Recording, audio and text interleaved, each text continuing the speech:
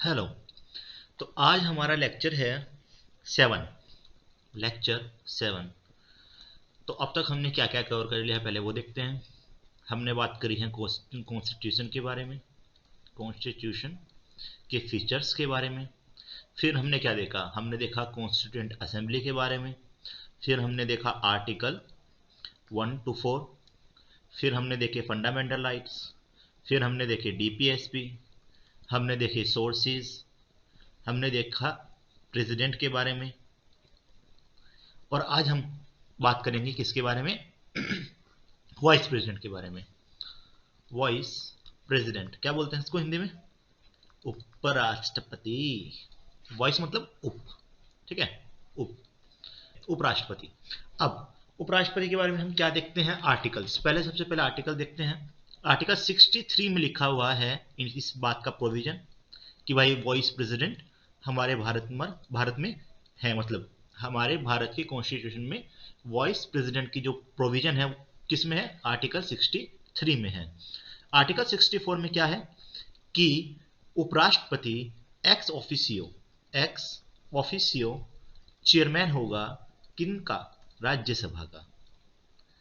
राज्यसभा का ex officio chairman of Rajya Sabha, ठीक है। तो आर्टिकल 63 में क्या है? प्रोविजन है। आर्टिकल 64 में क्या है? Ex officio chairman of Rajya Sabha, ठीक है। चलिए अब बात करते हैं कि he is the second citizen of India. Second citizen of India. तो पहला सिटीजन कौन है भाई? अगर सेकंड सिटीजन वाइस प्रेसिडेंट है तो फर्स्ट सिटीजन मैंने बताया था कौन होगा? प्रेसिडेंट, राष्ट्रपति, ठीक है। तो चलो एक कंपेयर भी कर लेते हैं साथ साथ में, ऐसा करते हैं, है ना। ये हो गया, एक मिनट, ठीक है। तो यहां पर एक मिनट, यहां पर क्या लिखते हैं? प्रेसिडेंट। और यहां पर क्या लिखते हैं? Vice president. वॉइस प्रेसिडेंट, ठीक है। तो वही प्रेसिडेंट क्या है? फर्स्ट सिटीजन ऑफ इंडिया है। तो वॉइस प्रेसिडेंट क्या है? सेकंड सिटीजन ऑफ इंडिया है। दूसरा प्रोविजन क्या है कि जब हम इनको नॉमिनेट करते हैं तो 50 एमपी प्रपोजल रखते हैं और सेकेंडरी वाई भी क्या होता है? 50। इसमें क्या होता है? 20 मेंबर क्या करेंगे? प्रपोजल रखेंगे और उनके पीछे सेकेंडरी वाई कितने होंगे? 20 के होंगे। तीसरा क्या है? सिटीजन ऑफ इंडिया होना चाहिए। हाँ भाई, ये भी सिटीजन ऑफ इंडिया होना चाहिए क्वालिफिकेशन। ये भी 35 ईयर होना चाहिए। ये भी 35 ईयर होना चाहिए। पांचवा क्या है भाई? ये भी क्या होना चाहिए, क्या कह रहे हैं, सिटीजन ऑफ इंडिया, 35 साल, 35 साल। और office of profit, office of profit, office of profit ये भी होल्ड नहीं करना चाहिए। और भाई वाइस प्रेसिडेंट के लिए जो खड़ा हो रहा हो उसको भी ऑफिस ऑफ प्रॉफिट होल्ड नहीं करना चाहिए। ऑफिस ऑफ प्रॉफिट मतलब कोई एक ऐसा पद जिससे प्रॉफिट हो कमा रहा हो, उस पद को वो बिल्कुल भी होल्ड नहीं कर रहा होना चाहिए, ठीक है। प्रेसिडेंट के केस में भी ऐसा ही है, वाइस प्रेसिडेंट के केस में भी ऐसा ही है। तो हम सिमिलैरिटी भी देख लेंगे साथ साथ में और डिससिमिलैरिटी भी देख लेंगे कि क्या क्या अंतर है और क्या क्या समान है। तो क्वालिफिकेशन की बात कर ली, ये भी सिटीजन ऑफ इंडिया, ये भी सिटीजन ऑफ इंडिया, ये भी 35 साल, ये भी 35 साल। नॉमिनेशन के लिए 50 मेंबर प्रपोजल रखेंगे और उसके पीछे सेकेंडेड बाई 50 होंगे, यहां पर 20-20 का है। ये फर्स्ट सिटीजन ऑफ इंडिया है, ये सेकंड सिटीजन ऑफ इंडिया है। ये ऑफिस ऑफ प्रॉफिट होल्ड नहीं करा होना चाहिए, ये भी ऑफिस ऑफ प्रॉफिट होल्ड नहीं करा होना चाहिए। अब बात करते हैं आगे। सिक्स क्या हो सकता है? सिक्स ये है कि जब मैंने बताया था प्रेसिडेंट के केस में कि जो भी प्रेसिडेंट पद के लिए खड़ा हो रहा हो उसकी एक एलिजिबिलिटी और होनी चाहिए कि वो लोकसभा का मेंबर, लोकसभा का मेंबर बनने की एलिजिबिलिटी रखता हो। और इस राष्ट्र उपराष्ट्रपति में क्या है? वो राज्यसभा का मेंबर बनने की एलिजिबिलिटी रखता हो, राज्यसभा का मेंबर बनने की एलिजिबिलिटी रखता हो, ठीक है। एक तो डिफरेंस हमने ये देख लिया। और क्या है? और भी देखते हैं।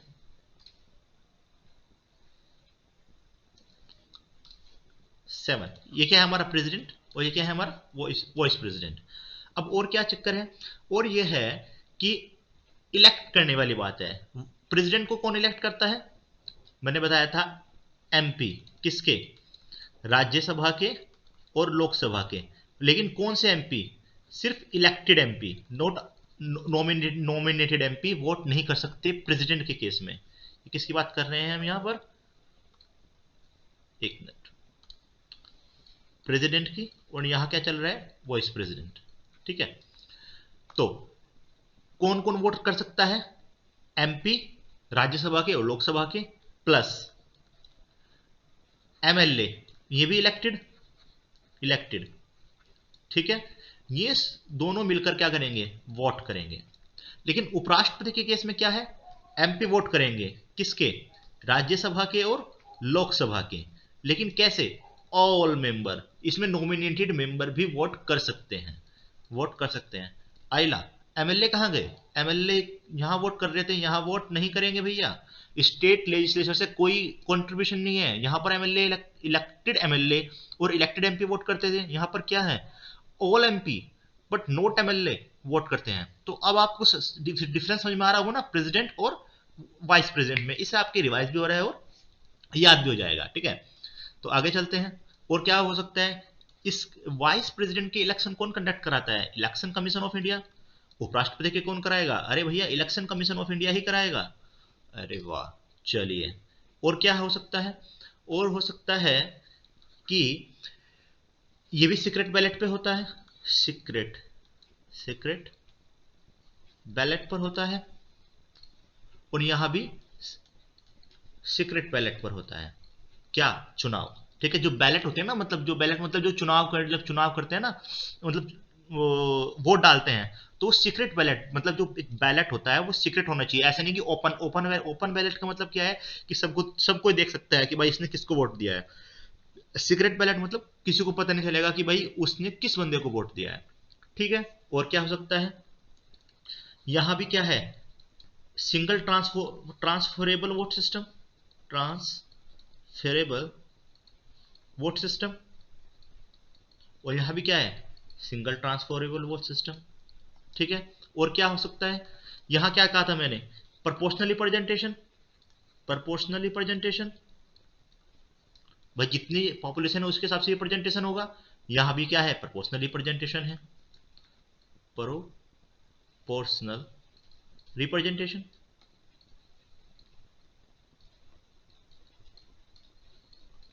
ठीक है, अब आगे चलते हैं। और क्या हो सकता है, मैं दोबारा बना लेता हूं उसको, ये लीजिए। ठीक है, और यहां पर अब ठीक है, यहां पर किसकी बात कर रहे हैं हम, प्रेसिडेंट की, और यहां पर किसकी बात कर रहे हैं हम, वाइस प्रेसिडेंट की। अब तक हमने बहुत सारे डिफरेंस देख लिए। अब आगे भी चलते हैं। वाइस प्रेसिडेंट में क्या था, और इसमें भी क्या है कि मोर देन 50% कोटा होना चाहिए चुनाव जीतने के लिए, इलेक्शन जीतने के लिए। ठीक है, मैंने क्वालिफिकेशन में बता दिया, दोनों सिटीजन ऑफ इंडिया, 35 साल, सब कुछ हो गया।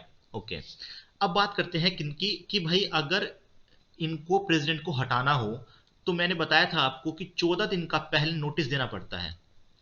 और वाइस प्रेसिडेंट, भाई इनको भी 14 दिन का नोटिस देना पड़ता है। चलिए, मतलब अगर हमें प्रेसिडेंट को हटाना है और रिजोल्यूशन आ गया, अच्छा प्रेसिडेंट के केस में जो रिजोल्यूशन आएगा, मतलब हटाने के लिए जो मांग होगी, वो किसी भी सभा में हो सकती है, लोकसभा में या राज्यसभा में। ठीक है, और फिर दोनों के दोनों, राज्यसभा भी और लोकसभा भी, स्पेशल मेजोरिटी के साथ, स्पेशल मेजोरिटी के साथ, मतलब 2/3 बहुमत के साथ उस रिजोल्यूशन को पास करेंगे। तब जाकर क्या होगा, प्रेसिडेंट क्या होगा, इंपीचमेंट होगा, मतलब हटेगा। लेकिन वाइस प्रेसिडेंट के केस में क्या है, भाई इसमें तो क्या है कि चाहे लोकसभा में पहले आ जाओ चाहे राज्यसभा में पहले आ जाओ, पहले लोकसभा पास करेगी, फिर राज्यसभा में जाएगा, फिर राज्यसभा पास करेगी, और दोनों स्पेशल मेजोरिटी के साथ पास करेंगे। लेकिन वाइस प्रेसिडेंट को अगर हटाना हो, तो सबसे पहले रिजोल्यूशन कहां जाएगा, राज्यसभा में जाएगा, फर्स्ट राज्यसभा में रिजोल्यूशन जाएगा। और राज्यसभा उसको किससे पास करेगी, इफेक्टिव मेजोरिटी से पास करेगी, mark my word, effective majority से पास करेगी। और फिर जब राज्यसभा पास कर देगी, फिर वो लोकसभा में जाएगा सेकंड नंबर पर, और फिर लोकसभा उसको सिंपल मेजोरिटी से पास करेगी, सिंपल मेजोरिटी से पास करेगी। आप समझ रहे हैं, प्रेसिडेंट के केस में क्या है, चाहे लोकसभा में जाओ चाहे राज्यसभा में जाओ, पहले सपोज लोकसभा में चला गया, फिर उसके बाद राज्यसभा में, या पहले लोकसभा में आ गया उसके बाद राज्यसभा में, दोनों ही कंडीशन में दोनों ही सभा को स्पेशल मेजोरिटी के साथ क्या करना है, रेजोल्यूशन को पास करना है। लेकिन राज्यसभा वाइस प्रेसिडेंट के केस में मैंने बता दिया, सबसे पहले राज्यसभा, उसके बाद लोकसभा। अच्छा, ऐसा क्यों है पता है? वाइस प्रेसिडेंट किसका चेयरमैन होता है? एक्स ऑफिशियो चेयरमैन, भाई राज्यसभा का चेयरमैन होता है ना जी। अब राज्यसभा में इसलिए राज्यसभा को पहला अधिकार दिया गया है उसको हटाने के बारे में बात करने का। उसके बाद लोकसभा पे, लोकसभा कहेगी मुझे तो क्या फर्क पड़ रहा है, मैं सिंपल मेजोरिटी से पास कर दूंगी। भाई उसका तो मेंबर नहीं है, उसका अध्यक्ष नहीं है, उसका चेयरमैन नहीं है, स्पीकर नहीं है, कुछ नहीं है, जो भी कुछ है किसका है, राज्यसभा का है। क्योंकि वाइस प्रेसिडेंट मैंने बताया किसका चेयरमैन होता है, एक्स ऑफिशियो चेयरमैन, राज्यसभा का। आप समझे मेरी बात? चलिए ठीक है, और क्या हो सकता है, और भी देख लेंगे, आगे चलते हैं। अब प्रेसिडेंट को कौन ओथ दिलाता है? चीफ जस्टिस ऑफ इंडिया, मैंने बताया था, या फिर सीनियर मोस्ट जज of supreme court, senior most जज ऑफ सुप्रीम कोर्ट, या तो चीफ जस्टिस ऑफ इंडिया या सीनियर मोस्ट जज ऑफ सुप्रीम कोर्ट। लेकिन वाइस प्रेसिडेंट को कौन ओथ दिलाता है? यह भी तो मैटर करता है। प्रेसिडेंट, कौन? प्रेसिडेंट, ठीक है। या फिर जो प्रेसिडेंट ने कोई अपॉइंट कर दिया हो, प्रेसिडेंट ने किसी को अपॉइंट किया हो, वो ओथ दिलाएगा, ठीक है। ये क्या है? ओथ, मतलब शपथ, ओथ, ठीक है। तो चीफ जस्टिस ऑफ इंडिया इधर क्या है? प्रेसिडेंट है, ठीक है। ये भी अब इस प्रेसिडेंट का टेन्योर मतलब कार्यकाल कितने साल का होता है? 5 साल का। वाइस प्रेसिडेंट का भी कार्यकाल कितना होगा? 5 साल का, ठीक है। अब अगर प्रेसिडेंट हट जाए, रेजिग्नेशन हो जाए, डेथ हो जाए, रिमूवल हो जाए, इंपीचमेंट हो जाए, कुछ भी हो गया, तो हम क्या कहते हैं? 6 महीने के अंदर अंदर चुनाव हो जाने चाहिए। और अगर वाइस प्रेसिडेंट के केस में ऐसा हो गया, सपोज डेथ होगी या रेजिग्नेशन दे दिया या फिर रिमूवल हो गया, तो क्या होगा?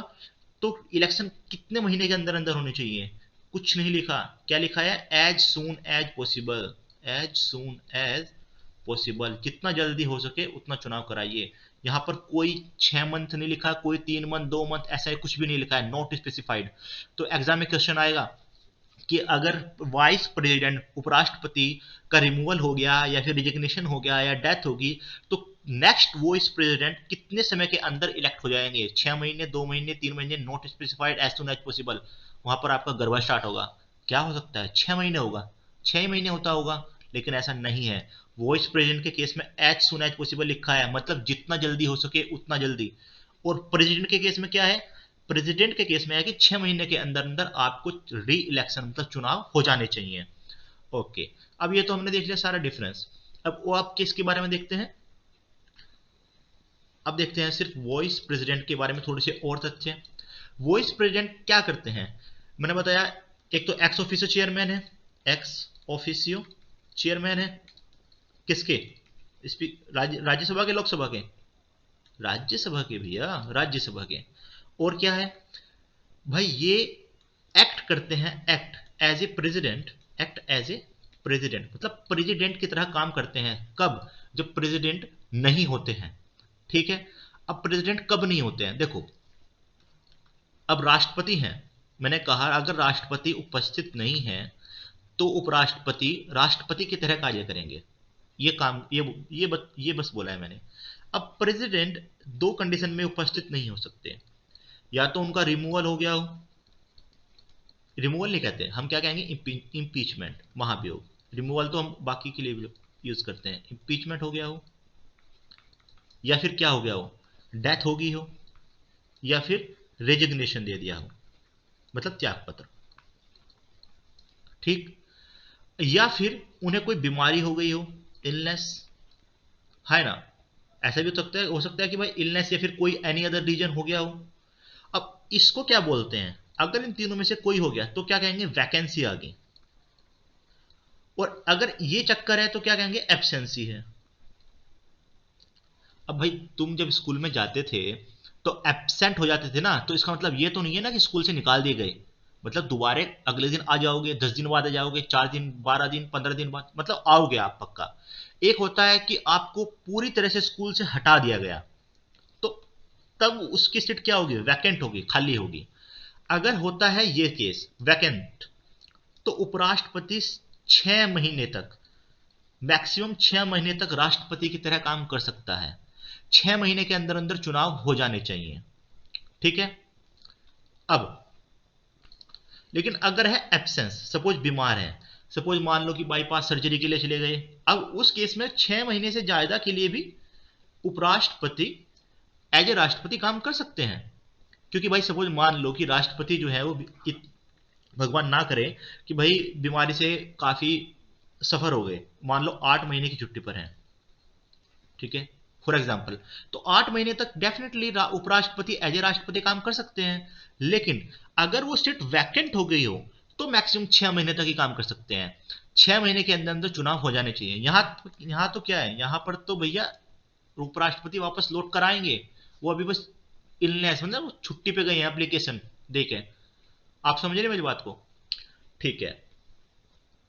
और क्या देखते हैं, अब वाइस प्रेसिडेंट को जो अपनी सैलरी मिलती है ना, या फिर कह सकते हो मैं एमोल्यूमेंट मिलते हैं, वो एज ए प्रेसिडेंट नहीं मिलते, एज ए वाइस प्रेसिडेंट नहीं मिलते। कैसे मिलते हैं, as a ex officio chairman of Rajya Sabha.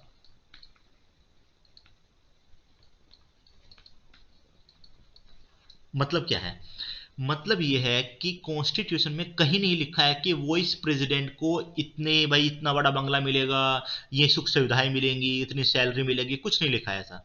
हाँ, vice president x officio chairman भी होता है राज्यसभा का। राज्यसभा के चेयरमैन को क्या क्या चीज मिलनी चाहिए, कितनी सैलरी होनी चाहिए, वो लिखा है। तो वाइस प्रेसिडेंट अब जब अपनी एमेल्यूमेंट की बात करता है, सैलरी की बात करता है, जितनी भी बात करता है, वो कैसे लेता है, as a ex officio chairman of Rajya Sabha, not as a vice president. आप समझ रहे हैं। तो ये हमारा, अच्छा एक बात और, सबसे मेन बात तो भूल ही गया, वाइस प्रेसिडेंट का जो है हमने कहां से लिया है पोस्ट, यूएसए से लिया है। उपराष्ट्रपति की जो पोस्ट है वो हमने कहां से ली है, यूएसए से ली है। और इसके बारे में थोड़े फैक्ट हैं, आप वो देख लीजिए। पहला फैक्ट क्या है कि हमारे first vice president and sorry पहले उपराष्ट्रपति और सेकंड राष्ट्रपति, सेकंड प्रेसिडेंट कौन थे, दोनों एक ही थे ना, कौन थे, डॉक्टर एस राधा कृष्णन, ठीक। दूसरा क्या है कि मोहम्मद हामिद अंसारी, हामिद अंसारी, अंसारी 2 बार उपराष्ट्रपति चुने गए हैं, 2 टाइम्स। राष्ट्रपति कौन थे, 2 बार चुने गए, राजेंद्र प्रसाद, मैंने बताया था आपको, मैंने बताया था पीपल्स प्रेसिडेंट किसको कहते हैं, डॉक्टर एपीजे अब्दुल कलाम को कहते हैं। ऐसे राष्ट्रपति जो अनअपोज्ड इलेक्ट हुए, नीलम संजीवा रेड्डी थे।